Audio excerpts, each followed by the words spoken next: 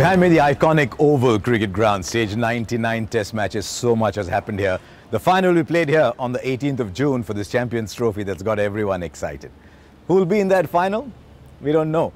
But it's fairly accepted that the four teams that will make the semi-finals are England and Australia from the other group, from India's group, India and South Africa. Maybe not Sri Lanka, maybe not Pakistan. You just wonder if they have the depth to challenge the other two sides. If they make it, just put your hands together and say, well done.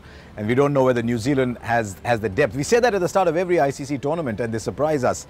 But if you just look man to man, player to player, then it's looking more like England and Australia there. But what kind of matches will we have? A lot of you saw the Champions Trophy in 2013.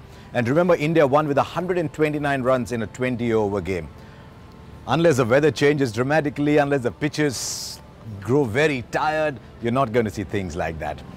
In this country, post the 2015 World Cup, when there was a one-day renaissance, the average runs per over has gone up by almost one.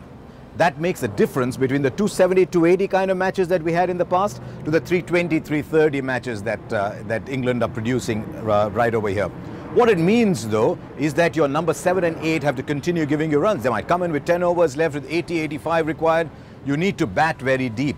And teams will be assessed as the tournament goes along or even in the build-up with how deep they bat. And that is why the teams that are labelled the favourites are also the teams that bat very deep. You can't play with 4.5 bowlers. I mean, I remember India won at Lord's in that famous tournament in 2002. You won with 4 bowlers, but you can't do that anymore. Batsmen are far too clever. They're hitting the ball much harder. You have to have 50 overs and maybe a 6th bowler somewhere else. And so when you assess the teams, look forward to that as well. And that might well affect the balance of the side. So that's what it's looking like. We hope the weather will be good. If the weather's good, and the pitches remain the way they are, you get good 330, 340, who knows, maybe 370 games. It starts to get a little cloudy. If the pitches stop and turn a little bit, India won't mind that very much because India are entering a tournament with the bowling looking better than it has for a major part of it all.